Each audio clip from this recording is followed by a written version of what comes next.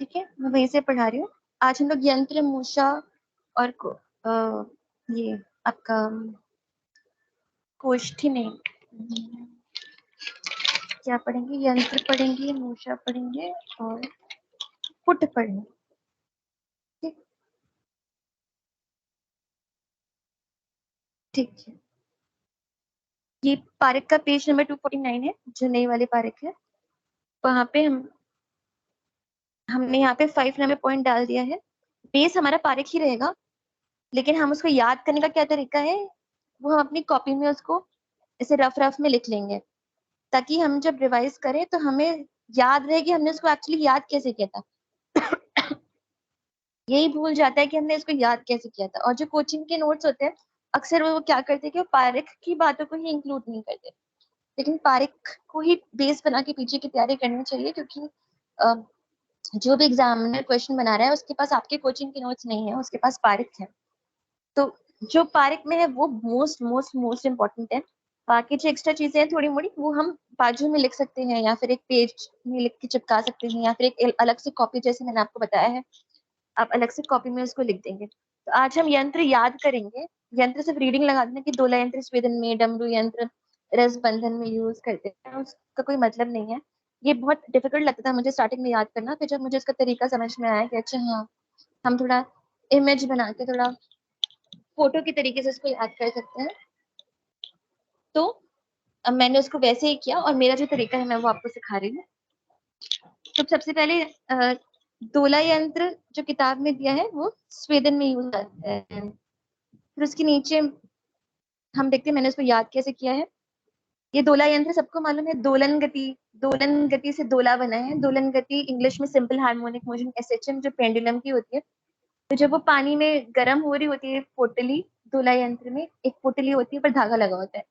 तो धागे को हम एक डंडे से बांध देते हैं, और नीचे पानी में या जो भी द्रव में हम स्वेदन कर रहे हैं उसमें गर्म करते हैं, वो बिल्कुल ऐसे ही लगती है। तो ये इमेज देखिए मेरे तुरंत ध्यान में आएगा कि दोला यंत्र स्वेदन में यूज होता है। इसके बाद नेक्स्ट है डमरू यंत्र। उसका यूज है रस बंधनार्थ, पारद और संख्या का ऊर्ध्वपातनार्थ। ये बहुत बार पूछा हुआ क्वेश्चन है कि डमरू यंत्र ऊर्ध्वपातन में यूज होता है। इसके लिए जो थर्ड वाला मैंने बनाया, देखिए डमरू बनाया है, डमरू के बीच में रस्सी बंधी होती है, रस्सी बंधी बोले तो रस बंधन, रस बंधनार्थ। फिर यहाँ डमरू में मैंने एक ऊपर एरो बनाया है, और लेफ्ट में संख्या, राइट में पारद लिखा है। ऊपर एरो मतलब ऊर्ध्वपातन, संख्या पारद। अब जब बार बार इस इमेज को रिवाइज करेंगे तो आपको इमेज ऐसे दिमाग में बस जाएगी, क्वेश्चन आएगा ऊर्ध्वपातन, आपको डायरेक्टली वो ऊपर जाता हुआ एरो ध्यान में आएगा। रस बंधन आपको डमरू का धागा याद आएगा। ठीक है, ये डमरू यंत्र का यूज हो गया। उसके बाद तीसरा है स्थाली यंत्र। थाली यंत्र याद करने का कोई मतलब स्पेशल तरीका नहीं है। थाली में आधा स है, स्वेदन में आधा स होता है। थाली यंत्र इज यूज फॉर स्वेदन। फिर चौथा है पालिका यंत्र। पालिका यंत्र को मैंने कैसे बताया था कि दिल्ली में एक पालिका बाजार है, जहाँ पे कपड़े मिलते हैं। तो पालिका मार्केट से पटपट कपड़े ले आओ, ये लाइन है। पटपट से परपटी, कपड़े ले आओ, कपड़े से करपट। तो इसका यूज है पालिका यंत्र का, परपटी निर्माण, करपत भस्मान। पहला वाला है गंधक जारन। तो एक हम कॉमन कोड गंधक जारन का याद कर लेते हैं। ये जो मैंने नीचे लिखा है, बालुका, नालिका, पालिका, इष्टिका, बुधर, तुला, विद्या, all these are use for गंधक जारन। देखो कितना राइमिंग है सब। बालुका, नालिका, पालिका, इष्टिका, बालुका, नालिका, पालिका, इष्टिका, भूधर, तुला, विद्या, भूधर, तुला, विद्या याद करना है। इन सब में गंधक जारन का यूज है। ठीक है, तो पालिका का क्या हुआ, गंधक जारन प्लस पटपट कपड़े ले आओ, परपटी निर्माण, करपत भस्मान। फिर स्वेदनी यंत्र। स्वेदनी यंत्र, स्वेदनी से क्या याद है, स्वेट याद आता है। तो यहाँ पे हम एक आदमी बना दिए, उसके स्वेट में सल्फर है, सल्फर स्वेट, स्वेट से सल्फर निकल जाता है। तो उसका यूज क्या है, स्वेदन और गंधक। गंधक बोले तो सल्फर, गंधक का शोधन, सल्फर स्वेट, स्वेदन और गंधक का शोधन। ठीक, जैसे स्वेदनी यंत्र याद आएगा आपको, ये आदमी एंड सल्फर स्वेट की फोटो याद आएगी। फिर है बालुका यंत्र। बालुका यंत्र का मैंने कोई कोड नहीं बनाया क्योंकि सब बहुत सिंपल है। गंधक जारन हमने इस लाइन से याद कर लिया, बालुका नालिका पालिका। और कूपी पक्व रस सबके रस शास्त्र में प्रैक्टिकल होता है। इसको बालू के बीच में एक कूपी पक्व बना के, एक कूपी बना के ग्लास बॉटल को रखते हैं। तो बालुका यंत्र का सबको पता है कि कूपी पक्व रस निर्माण में यूज होता है, इसलिए मैंने से कोई कोड नहीं बनाया। फिर पुट यंत्र। पुट यंत्र का यूज धातु भस्म बनाने के लिए, मारन इज यूज फॉर भस्म, भस्म में। तो सबको मालूम है कि जो भस्म बनते हैं तो उसके पुट दिए जाते हैं। तो पुट यंत्र का यूज जो है धातु मारन में है, इसलिए इसका कोई कोड नहीं है। सिंपल चीजों का कोड नहीं बनाना है, कोड याद करना भी अपने में मुश्किल बात हो जाती है। फिर है विद्याधर यंत्र। ये विद्याधर यंत्र हमने गंधक जारन में भी लिखा हुआ है लास्ट में, भूधर तुला विद्या, तो गंधक जारन तो उसका एक यूज है ही। फिर इसका एक कोड जो हमने याद किया है वो भी कॉमन कोड है। हिंगुल से पारद ने विद्या अर्जन कर अपना पतन किया। हाँ, जैसे मैं आपको बोल रही थी अभी, क्या अगर आप पीजी में रोज का रोज रिवाइज नहीं करते हो तो अपना पतन कर रहे हो। अगर आप अच्छी कोचिंग नहीं कर रहे हो, अच्छे सीनियर्स के संपर्क में नहीं हो, तो आप अपना पतन कर रहे हो। जैसे हिंगुल से पारद ने विद्या अर्जन कर अपना पतन किया, ये रखना है। तो विद्यार्जन का विद्याधर, पातना यंत्र और पतन दोनों ही हिंगुल से पारद के निष्कासन में यूज होते हैं। तो विद्याधर यंत्र का क्या हो गया, इस वाले कोड से गंधक जारन, उस वाले कोड से हिंगुल से पारद निष्कासन। फिर नेक्स्ट है पातना। पातना भी हमने देख लिया, हिंगुल से पारद निष्कासन। फिर है भूधर यंत्र। भूधर यंत्र, तो भूधर यंत्र का एक ही यूज है, जारन, जो कि इस कोड में आता है बालुका नालिका पालिका इष्टिका भूधर तुला विद्या। लेकिन इसमें ध्यान रखना कि भूधर यंत्र में अंतर्धूम जारन है, भूधर अंतर्धूम, ये पॉइंट को आप हाईलाइट कर लो। फिर है पाताल यंत्र। पाताल यंत्र का कोड है भला गंधक पाताल में है। आप चाहे तो ये कोड वहीं साइड में छोटा छोटा लिख सकते हो, क्योंकि मैं क्लास ले रही हूँ इसे मैंने अलग से पेपर में लिखा है ताकि आपको साफ साफ दिखाई दे। मेरी हैंडराइटिंग भी बहुत खराब है तो आपको बुक में समझ में नहीं आएगा। भला गंधक पाताल में है, तो पाताल यंत्र का यूज क्या है, भला गंधक पाताल में है। तो भला गंधक, भलातक गंधक, इन दोनों का तेल निकलता है पाताल यंत्र से। भला गंधक पाताल में, अच्छा खासा था गंधक लेकिन उसको पाताल नहीं किया, भला गंधक पाताल में। फिर है कच्छप यंत्र। कच्छप यंत्र का यहाँ पर टॉर्टोइज का डायग्राम बनाया है। ये टॉर्टोइज है, इसके बीच में 6s लिखा है, 6 सल्फर। तो ये षडगुण गंधक के जारन में यूज होता है। टॉर्टोइज का ये यूट्रस है गोल जो ग्रीन बनाया है, इसमें बेबी है, टॉर्टोइज इज प्रेग्नेंट, तो बेबी गर्भ द्रुति, इसमें कच्छप यंत्र यूज होता है। प्लस टॉर्टोइज पॉटी भी है, तो विड जारन में यूज होता है। एंड यहाँ पे टॉर्टोइज ने गोल्ड की नोज रिंग पहनी हुई है, तो इस स्वर्ण जारन में भी यूज होता है। ये गाइड का क्वेश्चन था। तो टॉर्टोइज में देख लिया, ये ध्यान रहेगा कि टॉर्टोइज ने नोज रिंग पहनी है, टॉर्टोइज पॉटी कर रहा है, टॉर्टोइज प्रेग्नेंट है, टॉर्टोइज के बीच में 6s लिखा है। तो उससे हमें याद आ जाएगा कि विड सहित पारद जारनाथ, पारद से ग्रस्त धातुओं की गर्भ द्रुति हेतु, और स्वर्ण जारन नोज रिंग से, और षडगुण गंधक जारन, ये भी गाइड का क्वेश्चन है 6s से। कच्छप यंत्र का एक श्लोक आप ध्यान रख लीजिएगा, ये हम लोगों को लिखवाया गया था। जल पूर्ण पात्र मध्य दत्वा घट खरपरम सुविस्तीर्णम, ये जो श्लोक है ये कच्छप यंत्र के लिए है, ये ध्यान रखना है। फिर तुला यंत्र गंधक जारन, तुला गंधक जारन बालुका नालिका पालिका इष्टिका भूधर तुला विद्या पर गंधक जारन। फिर दीपिका यंत्र पारद का अधःपातन, तो इसका तो यही सिंपल सा सड़ा सा कोड है कि दीपिका का अधःपातन होना। आपके आपकी कोई नून दीपिका हो, कोई सीनियर दीपिका हो, उसको ऐसे रिलेट करके दिमाग में लगाना है कि दीपिका का अधःपातन हो। ऊर्ध्वपातन किसका था, डमरू का, ऊपर एरो बना हुआ था। फिर उसके बाद है कंदुक यंत्र। कंदुक यंत्र, इसका कंदु यंत्र तेल निष्कर्षण में भी है और स्वेदन में भी है। स्वेदन उसमें नहीं दिया है पारेख ने, अब स्वेदन डाल लेंगे। तो कद्दू है, ये कद्दू को तेल कर दिया तो कद्दू को पसीना आ गया। ऑयल, स्वेट, तेल निष्कर्षण, तेल निकालने के लिए और स्वेदन के लिए। फिर गर्भ यंत्र, ये गर्भ, ये एक प्रेग्नेंट लेडी है और इसकी प्रेग्नेंट टमी पे क्या लिखा हुआ है? पारद भस्म लिखा हुआ है। उसने प्रेगनेंसी में खूब सारी पारद भस्म खाई। तो गर्भ यंत्र पारद प्लस गंधक की पिष्टी बनाकर मारन, मतलब इवेंचुअली पारद की भस्म बनाने के लिए यूज होता है। फिर है आकाश पातन यंत्र, तो इसको तो मैंने आकाश, आकाश अर्क निष्कासन, अर्क आक अर्क आक अर्क इसी से याद किया है। आक अर्क, आकाश पातन यंत्र इज यूज्ड फॉर अर्क निष्कासन। फिर है हंस पाक यंत्र, हंस पाक यंत्र, तो यहाँ पे एक मैंने हंस बनाया है जो पॉटिकर है, टोटोइज भी पॉटिकर था, हंस भी पॉटिकर है, तो विड के पाक हेतु यूज होता है। फिर नेक्स्ट है वल्लभी यंत्र, उसका तो मैंने सड़ा सा कोट बनाया कि वल्लभ का उत्थापन, ये बार बार पढ़ेंगे तो याद रह जाएगा, जैसे वल्लभ याद आएगा तो उत्थापन याद आएगा। फिर है सोमानल यंत्र, वो अभ्रक जारण में यूज होता है, इसका बहुत सदियों से चला आ रहा ट्रेडिशनल कोड है अजा सोना, अजा सोना, आजा सोना मेरा आज सोना, अभ्रक जारण सोमानल यंत्र। ठीक, ये हो गए हमारे पारिक में जो यंत्र दिए हैं, ये बहुत बहुत बहुत ज्यादा इंपॉर्टेंट है। यहाँ पे मैंने इस वाले पेज में देखिए एक ऊपर जी स्टार करके, जी स्टार जहां जहां मैं लिखती हूँ मतलब गाइड का क्वेश्चन है कि यंत्र use for extraction of mercury from हिंगुल, हिंगुल से पारद निष्कासन के लिए हमने तो फिलहाल कोर्ट में दो ही पढ़े, हिंगुल से पारद ने विद्या अर्जित कर अपना पतन करवा दिया, पाटना और विद्याधर यंत्र।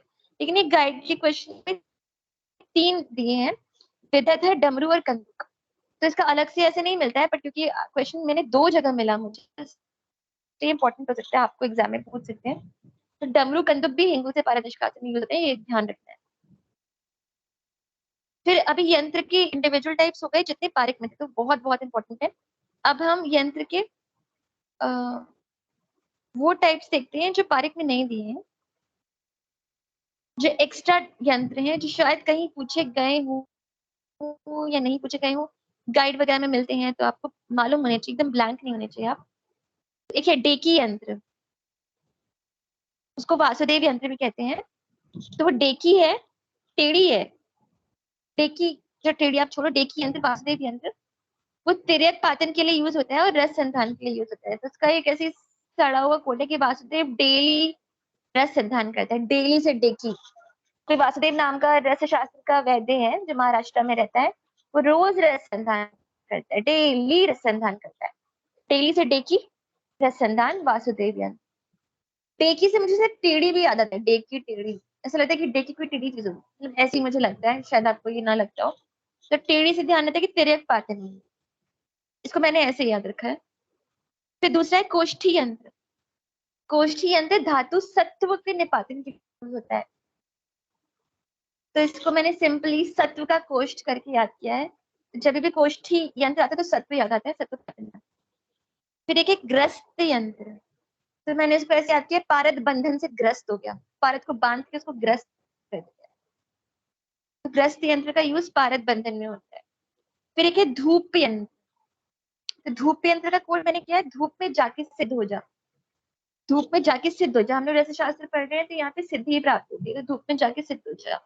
तो जारण में उपयोगी द्रव्यों की सिद्धि के लिए धूप यंत्र यूज होता है।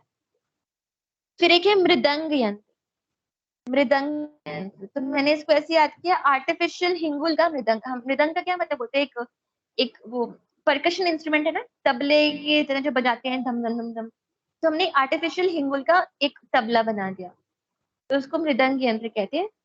वह कृत्रिम हिंगुल के निर्माण में यूज होता है मृदंग यंत्र। इसका एक श्लोक का क्वेश्चन हमारे टेस्ट में आया था, निर्मातुम कृत्रिम म्लेच्छ रस तंत्र विचक्षण, तो ये कृत्रिम म्लेच्छ आया तो ठीक है, आप मृदंग समझ लो, कृत्रिम जो भी है वो मृदंग है, ऐसे याद कर लेना। फिर एक दर्विका यंत्र है, दरवी नंगी सो गई। ये नागवंश शोधन में होता है, नंगी सो, नागवंश शोधन। फिर एक जलकुर्म यंत्र है, वो निराग्नि गर्भ यंत्र, अंतर्धूम वाला कौन सा था, भूधर, अंतर्धूम भूधर, ये निराग्नि गर्भ यंत्र, जलकुर्म। फिर एक नाद यंत्र, नाद यंत्र, ये भी ऊर्ध्वपातन में यूज है। अभी तक ऊर्ध्वपातन हमने कौन सा देखा, डमरू। ठीक है, देखो डमरू से भी नाद होते हैं ना, आवाज आती है, नाद वाइब्रेशंस होते हैं। तो बोथ डमरू एंड नाद आर यूज्ड फॉर ऊर्ध्वपातन। फिर एक नाभि यंत्र है, ये निर्धूमजारण के लिए यूज है, नाभि निर्धूमजारण, नंदी ने बताया है। ठीक, ये यंत्र के इंडिविजुअल टाइप्स होते हैं। फिर कुछ यूजेस थे जो हम लोग को साइड में लिखवाए गए थे कि ये यंत्र में 5 आढ़त बालू यूज होती है, आप अपने ऊपर कहीं कोने में लिख लो। और एक लवण यंत्र भी होता है जो 2 स्पेशल चीजों के निर्माण में यूज होते हैं, मृगांगरस और राज मृगांगरस। और एक उलूखन यंत्र होता है जिसको चूर्ण कुटनक यंत्र भी कहते हैं, चूर्ण कुटनक यंत्र। और एक खल्व यंत्र जो हम हमेशा डे 1 ऑफ रसशास्त्र से यूज करते हैं, वो 3 टाइप का होता है। जिसको हमने ऐसे याद किया, आधा वर्तुल खल्व, आधा वर्तुल खल्व ये लाइन से। तो एक चंद्राकार होता है, आधा वर्तुल एक वर्तुलाकार होता है, और एक खल्व से तप्त खल्व यंत्र। 3 तरह के खल्व यंत्र होते हैं, आधा वर्तुल खल्व आते हैं। और जो खल्व कांत लौह से बना होता है वो कोटि गुणा अधिक के माना जाता है।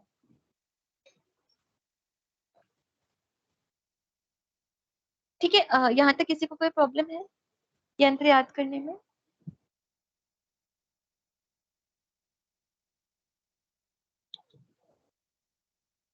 यंत्र याद हो जाएंगे ना पूनम?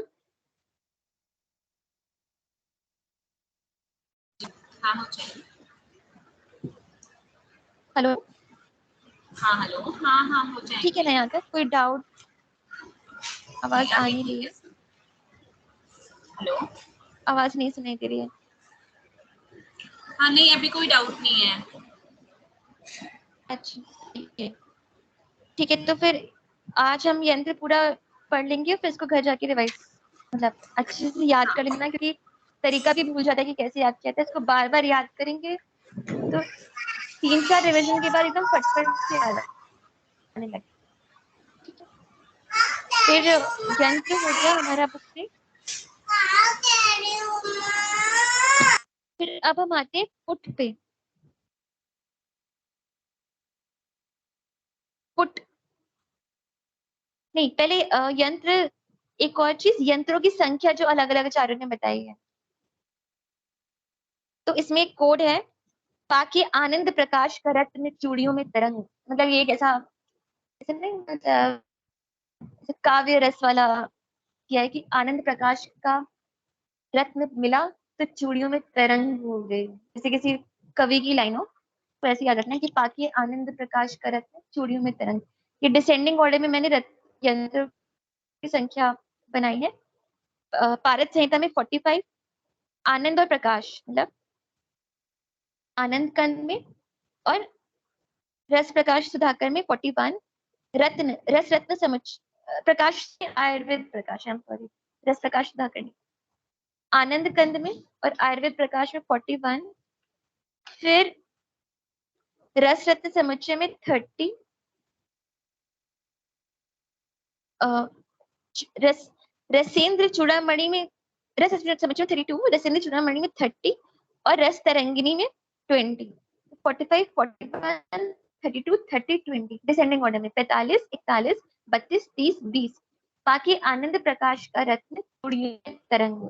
ठीक, जिससे हमें यंत्रों की संख्या याद हो जाएगी। फिर हम पुट पे आते हैं।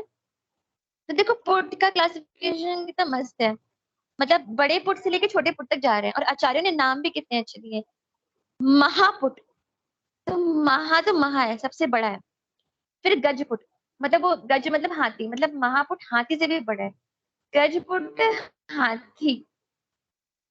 फिर उसके नीचे बराहपुट, जो पिग होता है वो हाथी से छोटा होता है। फिर कुक्कुट पुट, कुक्कुट बोले तो चिकन, चिकन तो पिग से छोटा होता है। फिर कपोत पुट, कपोत बोले तो कबूतर, कबूतर चिकन से भी छोटा होता है ना। तो ये सारे एक के नीचे एक के नीचे एक छोटे होते जा रहे हैं, तो आपको याद करने में कोई प्रॉब्लम नहीं होनी चाहिए, सीक्वेंस आपको याद रहेगा। महापुट सबसे बड़ा, गजपुट, वराहपुट, कुक्कुटपुट, कपोतपुट। अब उनकी सारी जो वैल्यूज हैं वो सीक्वेंशियली एक के नीचे एक कम होते जा रहे हैं। तो महापुट में क्या है, महापुट 2 हस्त यानी कि 91 सेंटीमीटर लंबा है। गजपुट 1 राजहस्त बोले तो 57 सेंटीमीटर लंबा है। वराह पुट एक अरत्नी बोले तो 42 सेंटीमीटर लंबा है। कुक्कुट बुट दो बितस्ती बोले तो 46 सेंटीमीटर। इसमें थोड़ा डाउट है मुझे। लेंथ एक सेकंड में चेक करके बताती हूँ आपको बुक से।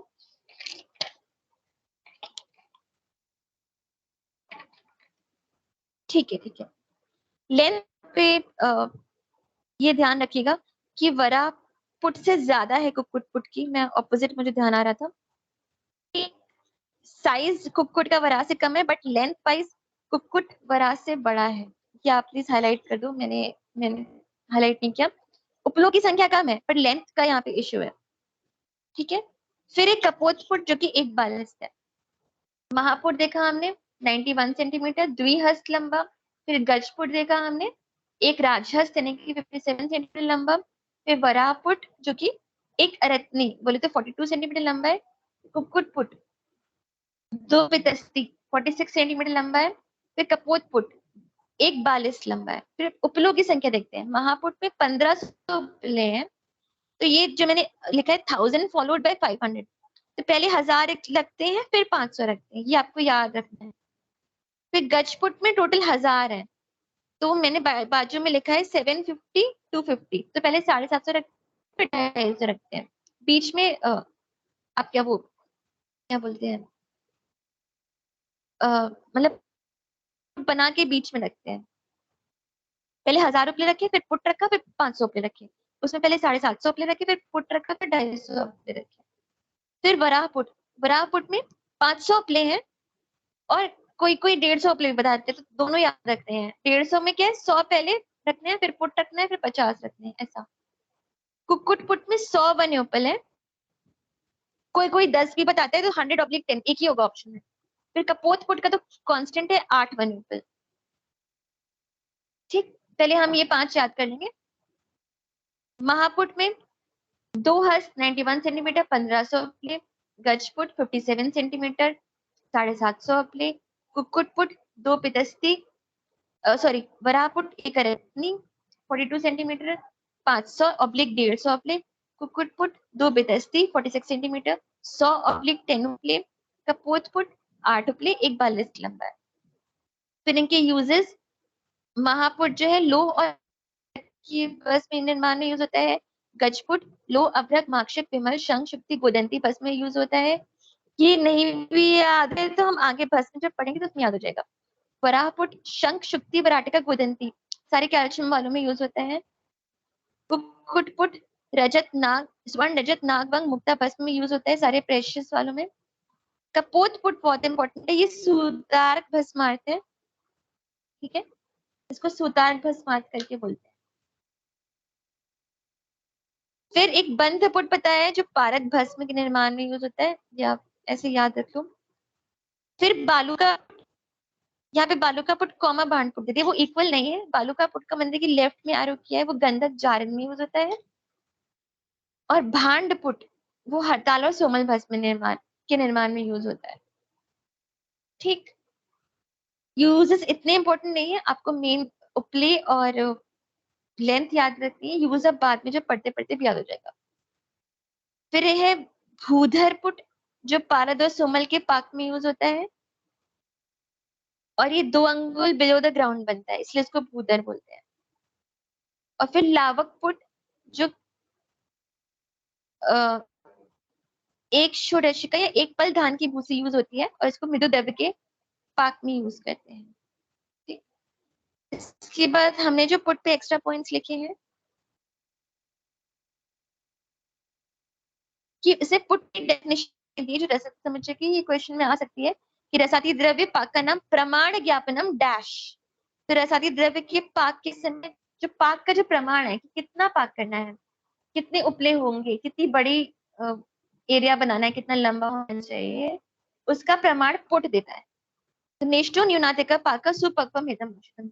जो औषध सुपक्व होती है वो अच्छी होती है ना अधिक पाक अच्छा है ना कम पाक अच्छा है। तो ये पुट की डेफिनेशन जो रसरत्न समुच्चय की है। और इसमें एक एक्स्ट्रा पुट जो रह गया है गोमय पुट है वो वरिष्ठम रस साधन में बताया गया है। और इसमें गोमय का प्रमाण कितना थे 2 माणे का गोमय यूज जो equal to 1 plus equal to 64 तोला 2 माड़े का। तो मेन हमें क्या याद रखना है, महाफुट, गजफुट, वराफुट, कुटफुट, कपोतफुट, इनकी लेंथ प्रोग्रेसिवली डिक्रीज कर रही है एक्सेप्ट वरा और कुटफुट में, जिसमें कुटफुट की ज्यादा है 46, वरा के कम है 42।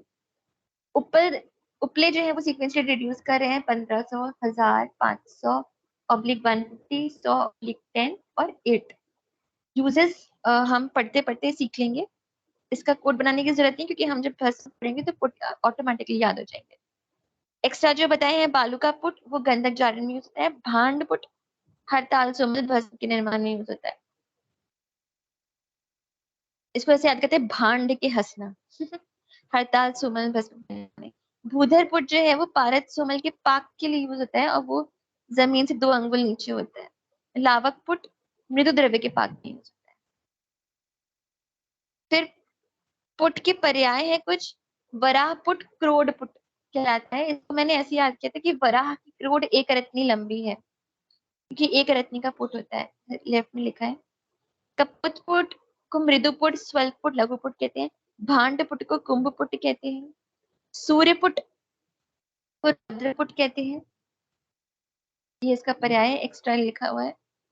फिर आगे जो है पुटों की संख्या दी है कि अभ्रक के रसायन कर्म में, रसायन कर्म बड़ा कर्म होता है तो उसके लिए 100 से 1000 पुट दिए जाते हैं, और अभ्रक के वाजीकरण कर्म में 10 से 500 पुट दिए जाते हैं।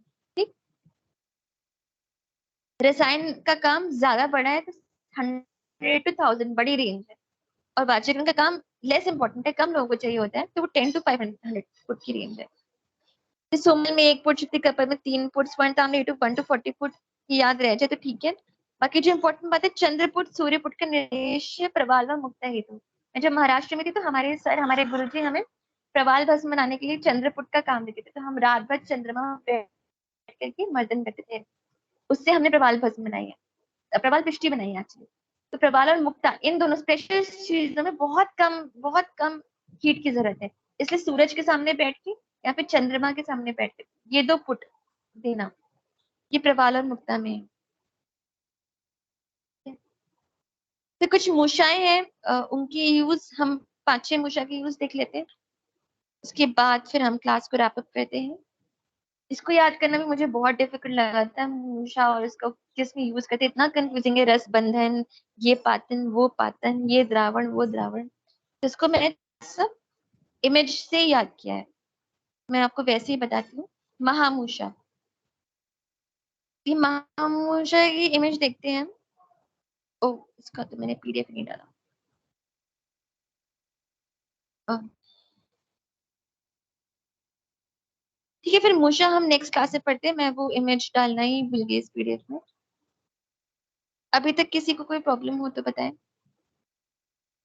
मूषा से हम नेक्स्ट क्लास में पढ़ेंगे, वैसे भी वो थोड़ा आराम से पढ़ने वाला है, 721 हो गए। शैलजा शिवानी, आपको कुछ प्रॉब्लम रस्य शास्त्र में, नो मतलब याद हो जाएगा? Yes yes ma'am. मैम। हम्म,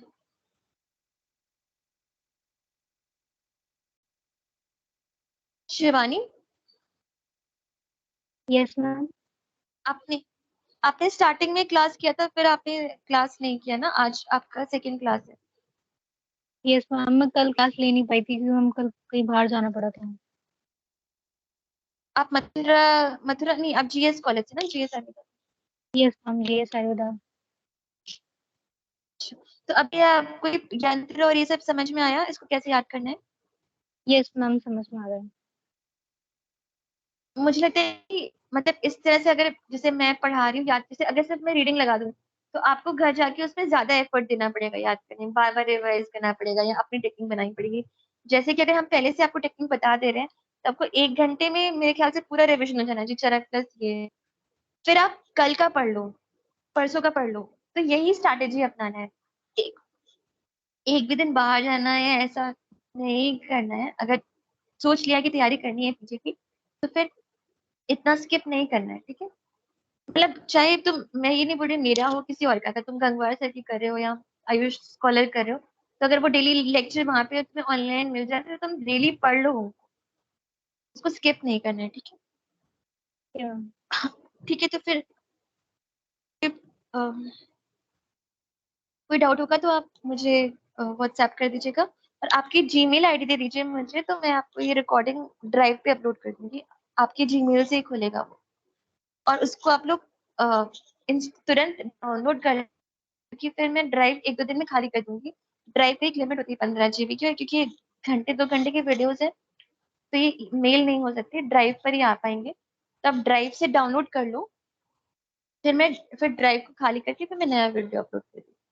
ठीक है, आपके जीमेल अकाउंट चाहिए होगा, और जो चरक का पीडीएफ है वो मैं आपको पर्सनली मेल कर दूंगी। आप मुझे डीएम पर्सनल मैसेज कर दो कि आपने आज क्लास अटेंड करी थी, तो मैं आपको चरक का पीडीएफ, ये वाला पीडीएफ तो मैंने ग्रुप पर डाल ही दिया है, प्लस आपको मैं वीडियो ड्राइव का लिंक दे दूँ। ठीक है, ठीक है, आज के लिए काफी है। Thank you so much.